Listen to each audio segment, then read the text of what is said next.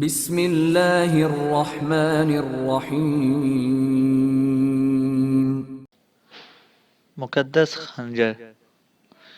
ایک مقدس خنجر کے حصول کی خونی کشمکش کی حیرت ناک اور پراسرار داستان۔ اس نے یہ بھی بتایا کہ وہ بس ایک آدھا دن میں میری تلاش میں نکلنے والا تھا۔ پھر اس نے کہا، لیکن یہ تم عجیب سے انداز میں تھانے میں کیوں بیٹھے ہوئے تھے؟ براہ کرم مجھے اس بارے میں بتاؤ۔ ہمایوں، میں یہاں آنے کے بعد بہت بڑی مصیبت میں گرفتار ہو گیا ہوں۔ یہ بات تو تمہیں معلوم ہے کہ میرے والدین کا انتقال ہو چکا ہے۔ ایک تایا صاحب تھے جو محبت کا فرض پورا کر رہے تھے اور انہوں نے میرا تعلیمی سلسلہ جاری رکھا ہوا تھا۔ ان کے انتقال کے بعد سارا شیرازہ منتشر ہو گیا ہے۔ یہاں آیا تو کھیل ہی دوسرا دیکھنے کو ملا۔ ہمارے ہاں ایسا ہوتا ہے، تعجب کی بات نہیں ہے۔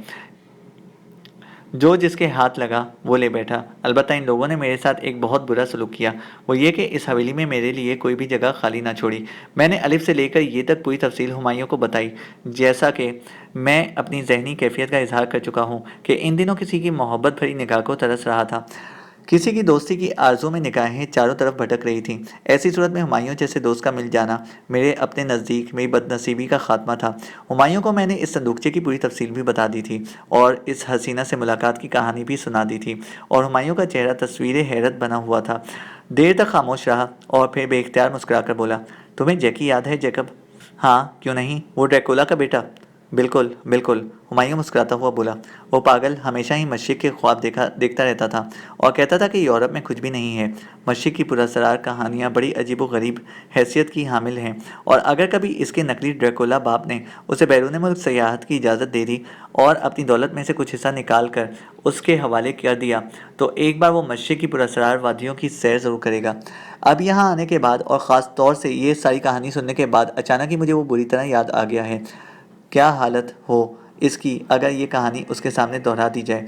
واقعی حالات انوکھی نوعیت کے حامل ہیں۔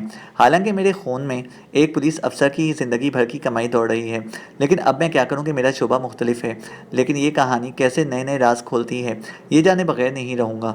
چلو خیر، تمہارے تایا جان کی موت کا معاملہ، حویلی کے لوگوں کا وقت اور حالات کے ہاتھوں کلاش ہونا، لیکن اس کے بعد اس ہیروں کے صندوقچے کا برآمد ہونا، اور بابا صاحب نے جس طرح اس کی نشاندہی کر کے اسے عزت و آبرو کے ساتھ تم لوگوں کے حوالے کر دیا اور خود اس حویلی سے چلے گئے، پھر صندوقچے کا پراسرار طور پر بینک لاکر سے غائب ہو جانا، چابی کا ملک اعجاز کی جیب میں ملنا، اور پھر اس حسینہ کی نشاندہی کے رموز، یہ ساری باتیں ایک دلچسپ اور پراسرار کہانی کی جانب اشارہ نہیں کر رہی ہیں۔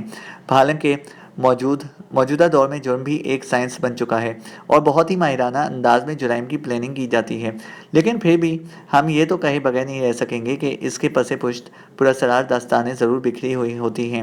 مثلاً اگر ہم اس موضوع پر گفتگو کرتے ہیں تو صورتحال بڑی مختلف ہو جاتی ہے۔ پہلے نمبر پر اگر کوئی مشکوک شخصیت ہوتی تو بابا عبدالحق کی ہوتی، لیکن ہم لوگ پہلے نمبر کو یوں کاٹ دیتے ہیں کہ عبدالحق بابا نے صندوقچے کی نشاندہی سب کے سامنے کر دی تھی۔ چھپا ہوا رکھا تھا ان کے پاس تو چھپا رہنے دیتے، لیکن انہوں نے اسے حقداروں کے حوالے کر دیا، اور اس کے بعد وکیل صاحب کی شامت آئی، لیکن بہرحال انہوں نے اپنا فرض پورا کیا۔ میں تمہیں ایک بات بتاؤں، ان تمام باتوں کو سننے کے بعد اس میں کوئی شک نہیں ہے کہ ملک اعجاز کی طرف سارے اشارے جاتے ہیں، لیکن سوال یہ پیدا ہوتا ہے کہ وہ خاتون کون تھیں۔ یہ ذرا قابل غور بات ہے اور اس کے لیے ہمیں سوچنا پڑے گا، لیکن ملک اعجاز کو آسانی سے چھوڑا نہیں جا سکتا۔ اچھا خیر، تم یوں کرو کہ باقی کی نشانیاں میرے حساب میں لکھ دو اور اسی انداز میں مسکراؤ جیسے لندن میں مسکراتے تھے، اور تمہاری ایک آنکھ خود بخود چھوٹی ہو جایا کرتی تھی، اور نہ صرف میں بلکہ کئی لڑکیاں تمہاری مسکراہٹ کے اس انداز پر جان نچھاور کرتی تھیں۔ ویسے اس لڑکی کی تم نے بہت تعریف کر چکے ہو۔ تم یقین کرو ہمایوں، ایسی سحر انگیز شخصیت تھی اس کی کہ بھولنے کی کوشش کرو تو نہ بھلا سکو گے۔ خیر، اب ہم بھی تمہارے ساتھ ہیں، ہو سکتا ہے کہیں ہماری ملاقات بھی ہو جائے۔ اصل بات سے ہٹ گیا میں، مطلب یہ کہ میرے پاس ایک فلیٹ ہے اور بہت عرصے سے تھا، تذکرہ پہلے بھی کر چکا ہوں تم سے۔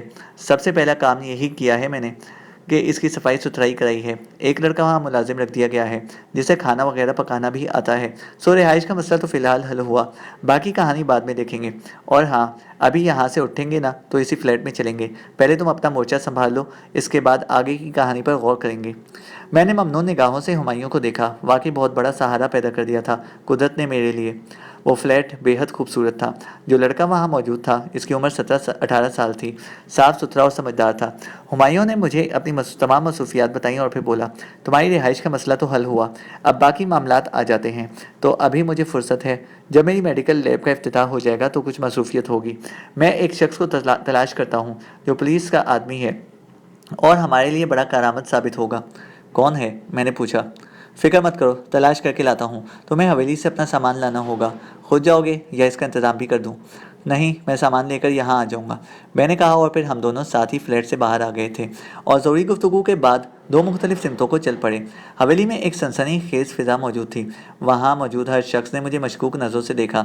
इस वक्त जब मैं अपना सूटकेस तैयार करके बाहर निकला तो हवेली के ख़तरनाक लोगों का पूरा ग्रुप सामने राहदारी में खड़ा था। कहाँ जा रहे हो? एहतशाम अली साहब इन सब में पेश पेश रहा करते थे। बताना ज़रूरी है, मैंने सर्द लहजे में कहा। क्यों, हमसे कोई ताल्लुक़ नहीं रहा? आप बताइए, मैंने तंज़िया लहजे में पूछा। क्या मतलब? ताया साहब ने चौंक कर कहा। आप लोग यही चाहते थे ना कि मैं हवेली से निकल जाऊं, क्योंकि मेरे हिस्से में अब यहाँ एक कमरा भी नहीं रहा। बात तो ये बिल्कुल सच है, लेकिन हमने तुम्हें कौन सा पकड़ कर निकाल दिया है? बस इतना ही बाकी रह गया था। वो लड़का कौन था? अली बाबा, इसे अलादीन का चिराग मिल गया है। चुनाचा अब दो कहानियाँ मिक्स होकर एक तीसरी कहानी तैयार हो रही है। अलादीन का चिराग तो तुम्हें मिला है साहबजादे, आखिर अंग्रेज़ कौम के दरमियान रहकर आए हो, इसकी साजिशें साथ न लाए होगे तो और क्या लाए होगे? मगर हमारे यहाँ भी टीपू सुल्तान जैसे लोग पैदा हुए हैं। सुभान अल्लाह, आजकल तारीख पढ़ रहे हैं, लेकिन ताया साहब टीपू की बजाय आप मीर जाफ़र का हवाला दें तो ज़्यादा मुनासिब रहेगा, मैंने जहरीले लहजे में कहा। सारी कहानी हमारे इल्म में है, तुम लड़के अपने आप को बहुत ज़हीन समझते हो ना? कैसी कहानी? इससे पहले तो तुमने फौरी तौर पर हवेली छोड़ने का कोई इरादा नहीं किया था, बल्कि शायद ही हवेली छोड़ने पर आमादा ही नहीं थे। जैसे ही हीरों का संदूकचा बरामद हुआ, सारे काम सीधे हो गए। बाबा अब्दुल हक गायब हो गए, संदूकचा वकील साहब की तहवील में चला गया, वकील साहब कत्ल हो गए और अब तुम हवेली से चल पड़े। साहबजादे, ये दौलत ऐसी नामुराद शय है कि कोई भी आसानी से इससे दस्तबरदार नहीं होता। हम लोग भी इतनी आसानी से वो कीमती हीरे नहीं छोड़ेंगे जिनके लिए तुमने अपनी प्लानिंग मुकम्मल कर ली है। अरे तुम क्या समझते हो, क्या हमें हकीकतों का इल्म नहीं है? बाबा अब्दुल हक के बारे में तुम जानते हो कि वो कहाँ हैं? और जहाँ तक वकील साहब का मामला है तो बहरहाल अब ये बात तो पुलिस को ही पता चल सकेगी कि इनका कातिल कौन है और हीरो का संदूकचा कहाँ गया। लेकिन जो गठजोड़ चल रहा है उसे आसानी से समझा जा सकता है। इस लड़के को यकीनी तौर पर तुमने अपने जाल में फांसा होगा, पार्टनर होगा तुम्हारा। हीरे मामूली कीमत के तो थे नहीं। बहरहाल मियाँ, हमने भी उम्र गुजारी है, कच्ची गोलियाँ नहीं खेली। हकीकत को सामने ले ही आएंगे। तुम अपना खेल खेलो, हम अपना खेल खेलेंगे। क्या समझे? वाकई आप ज़हीन आदमी हैं ताया जान, सारी बात ही समझ गए आप। मेरा ख्याल है आपने पुलिस को भी ये बयान दे दिया होगा। अभी नहीं, लेकिन बात पुलिस ही की तो नहीं होती। पुलिस तो कभी कभी अपनी तफ्तीश में पीछे भी रह जाती है। अदालत होती है एक चीज़, अदालत समझते हो ना? जी हाँ, वाकई अदालत होती है एक चीज़, मैंने सुना है इसके बारे में। चहक रहे हो, बहुत चहक रहे हो। इससे पहले ऐसे नहीं चहक रहे थे। ताया जान सख्त गुस्से के आलम में बोले। ताया जान, हीरे मामूली कीमत के नहीं होते। अगर किसी इंसान को इनके मिलने की तवक्को हो जाए तो आप समझ लीजिए कि इसकी अपनी कैफियत क्या होती है। मैं तो फिर हंस बोल ही रहा हूँ। अच्छा, खुदा हाफिज़, फिर मुलाकात होगी कहीं ना कहीं आपसे, थाने में, अदालत में या फिर जेल में, मैंने कहा और वहाँ से निकल आया। अब तबीयत पर जोलानी तड़ी थी और कुछ ना सही अल्लाह ताला ने एक अच्छा दोस्त भी भेज दिया था। बाकी सारी बातें तो बात की थी, लेकिन बहरहाल ताया साहब थे शानदार आदमी, जहन खूब काम करता था उनका। उन्होंने अपने तौर पर एक पूरी कहानी तैयार कर ली थी, यानी कि बाबा साहब से मेरा राब्ता है। वो तो वकील साहब के कत्ल का इल्ज़ाम भी शायद मेरे ही सर थोपने के चक्कर में थे, लेकिन बहरहाल अब ज़्यादा फिक्र नहीं थी। वापस फ्लैट पर पहुंच गया। वो लड़का जो मुलाजिम था बड़ी अच्छी तबीयत का मालिक था, नाम फ़हीम था, खासा ज़हीन और काम का लड़का था। मैं इससे बातें करने लगा और उसने अपने बारे में मुझे बहुत सी बातें बताईं। बड़ा खुश था मैं यहाँ आने के बाद। जहन के पर्दे पर कई बार इस हसीन लड़की की तस्वीर उभरी। वैसे जो वो कह गई थी वो बड़ा अजीब था। कहानी थी पूरी की पूरी कुछ नाकाबिले यकीन सी। हीरे मैंने अपनी आंखों से देखे थे, अगर सिर्फ इनका तज़किरा ही सुना होता तो इसे एक दिलचस्प कहानी के सिवा कुछ ना कहता। बहरहाल ये सारी चीज़ें अपनी जगह। हुमायूं रात को 8 बजे के बाद मेरे पास पहुंचा। तन्हा नहीं था, बल्कि इसके साथ एक बहुत ही स्मार्ट सा नौजवान आदमी था, जिसे सरफराज के नाम पर मुझसे मिला दिया गया था। हुमायूं ने कहा, स्पेशल डिपार्टमेंट से ताल्लुक़ रखते हैं मिस्टर सरफराज। یوں سمجھ لو کہ میرے بہترین دوستوں میں سے ہیں۔ گو ہماری دوستی زیادہ پرانی نہیں ہے، لیکن طبیعت مل گئی ہے، اور مزے کی بات یہ کہ وکیل صاحب یعنی زرغام احمد کاظمی کے قتل کی تفتیش بھی انہیں دی گئی ہے۔ میں نے انہیں ایک لفظ بھی نہیں بتایا، اب یہ تم سے خود ہی بات کریں گے۔ اور ہاں، وہ فہیم کیا کہہ رہا ہے؟ کھانے پینے کا انتظام تو اس نے کر لیا ہوگا، میں نے ٹیلی فون پر اس سے کہہ دیا تھا کہ رات کا کھانا ہم دونوں یہاں کھائیں گے، کچن میں ہے۔ 2 مرتبہ چائے پلا چکا ہے، بہت مصروف ہے، بازار بھی گیا ہوا تھا، مجھے یہ نہیں بتایا کہ تم لوگ کھانا یہیں کھاؤ گے۔ فہیم واقعی سمجھدار تھا۔ تقریباً 8:30 بجے اس نے آ کر بتایا کہ کھانا تیار ہے، بھوک لگ رہی تھی۔ سرفراز سے اس دوران جو گفتگو ہوئی تھی اس کے بارے میں خاصی معلومات ہو گئی تھی۔ کھانے کی میز پر نہایت عمدہ کھانا موجود تھا۔ میں نے تعریف کرتے ہوئے کہا، ہمایوں، تم نے واقعی ایک بادشاہ کا کردار ادا کیا ہے۔ سرفراز صاحب، آپ کو تو معلوم ہو ہی گیا ہوگا کہ ہمایوں کے اور میرے تعلقات کیسے ہیں، اور کس طرح اچانک ہم لوگ ایک دوسرے سے مل بیٹھے ہیں۔ اب یہاں صورتحال ذرا سی الجھی ہوئی ہے، یعنی اس وقت میں ایک ایسا کردار ہوں جو آپ کے لیے پریشانی کا باعث بھی بن سکتا ہوں۔ آپ پریشانی کی بات کہہ رہے ہیں مسٹر شعور؟ میں تو کہتا ہوں کہ انسان کی خوشی قسمتی ہی اسے ایسے ہی مواقع فراہم کرتی ہے۔ یہ کیس میرے سپرد کیا گیا ہے، مجھے اس سلسلے میں آپ سے جو مدد مل سکتی ہے اس کا تو جواب ہی نہیں ہوگا۔ اس مدد کے ذریعے میں بہت سے معاملات حل کر سکتا ہوں۔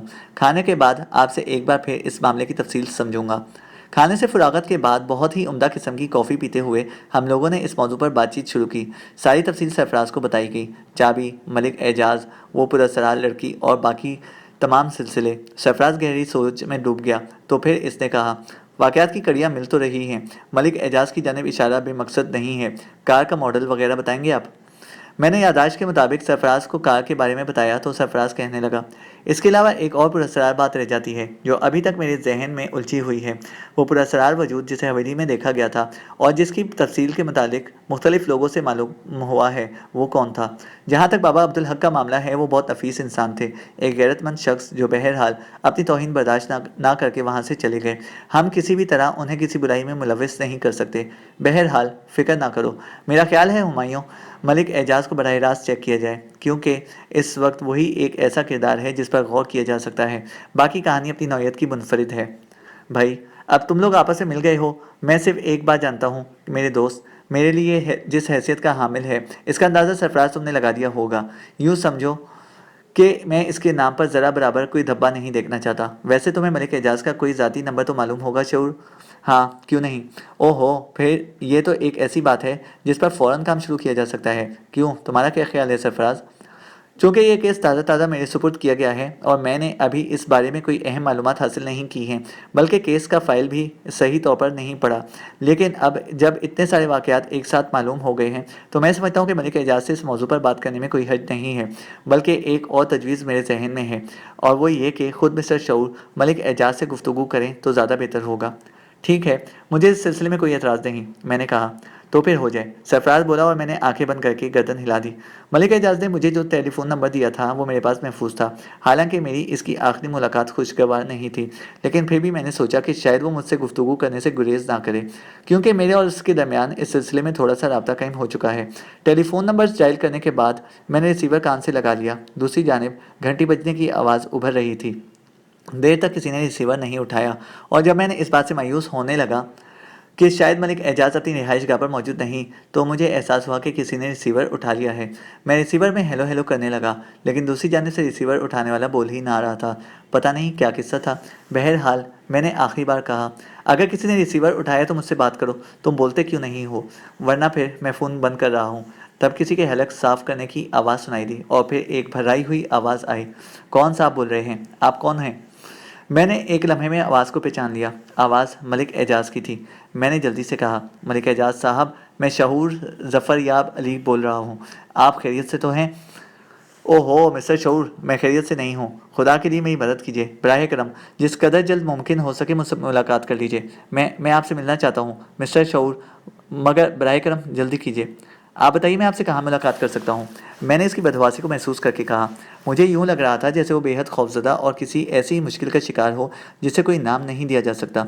براہ کرم آپ ایک پتہ نوٹ کر لیجیے، شہر سے کچھ فاصلے پر یہ جگہ ہے، میں یہیں رہتا ہوں، آپ براہ کرم یہیں آ جائیے، مجھے آپ کی اشد ضرورت ہے۔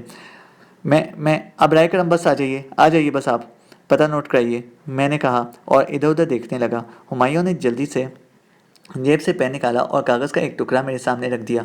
मलिक एजाज ने पता बताते हुए कहा, ये ग्रीन कॉलोनी कहलाती है, शहर से बाहर नई नई आबादी है, अभी बहुत ज़्यादा आबाद नहीं हुई, बस इक्का दुक्का नए मकान बने हुए हैं इसमें। कोठी नंबर 192 है। बराए करम शऊर साहब, जितनी जल्दी हो सके उतनी जल्दी आप यहाँ पहुँच जाइए। आप कोई वजह नहीं बताएंगे मलिक साहब? आपको खुदा का वास्ता, इस वक्त सारी बातें भूल कर आप यहाँ आ जाइए, मैं सख्त खतरे में हूँ और मैं बहुत खौफजदा हूँ, आप आ जाइए प्लीज़। ठीक है, मैं पहुँच रहा हूँ, मैंने कहा और हैरत से अपने साथियों की तरफ देखने लगा। दूसरी तरफ से फ़ोन बंद हो गया था। मैंने रिसीवर रखा और सरफराज गहरी निगाहों से मेरा जायज़ा ले रहा था। इसने उठते हुए कहा, चलने में कोई हर्ज नहीं है, चलकर देखते हैं कि अब कौन से नए खेल का आगाज़ होने वाला है। मैंने हैरत से सरफराज को देखते हुए कहा, आपको कैसे मालूम मिस्टर सरफराज कि हमें चलना है? रिसीवर से दूसरी जानिब से आने वाली आवाज़ मदम मदम सुनाई दे रही थी और फिर चौंके सन्नाटा तारी है, इसलिए इस आवाज़ को सुनने में कोई दिक्कत नहीं हो रही थी। आपके और इस मलिक एजाज के दरमियान होने वाली गुफ्तगू ने सूरत हाल की वजाहत कर दी है। आप क्या कहते हैं मिस्टर हुमायूं, क्या इसमें कोई चाल हो सकती है? चाल? हुमायूं ने सरफराज को देखा। हाँ, वो नहीं जानता कि इस वक्त शऊर साहब के साथ कोई और भी है या नहीं, और फिर शऊर साहब ने खुद ही तो फ़ोन किया है। क्या इसने ये ना सोचा हो कि मौके से फ़ायदा उठाया जाए और शऊर साहब को कोई नुकसान पहुंचा दिया जाए, ख़ास तौर से ऐसी शक्ल में कि जब कि मलिक साहब के राजदार मिस्टर शऊर हैं। मुमकिन है इसे एहसास हुआ हो कि चाबी के बारे में जो कहानी इसने सुनाई है वो कहानी शऊर साहब को सुनाकर इससे गलती हो गई हो। तुम्हारा मतलब है कि शऊर खतरे में है? हुमायूं ने तशवीश भरी लहजे में कहा और सरफराज के होंठों पर मुस्कुराहट फैल गई। वो आहिस्ता से बोला, शऊर तो खैर हमेशा खतरे में रहता है, लेकिन हमें दोनों पहलुओं को नज़रअंदाज नहीं करना चाहिए। चल कर देखे तो सही मलिक एजाज किस मुश्किल का शिकार है, क्या चाहता है वो। ठीक है। फिर कुछ देर के बाद हम सब कार में बैठे जा रहे थे। चैनल को सब्सक्राइब करें और बेल आइकन को प्रेस करें ताकि हमारी हर अपडेट आपको बर वक्त मिल सके।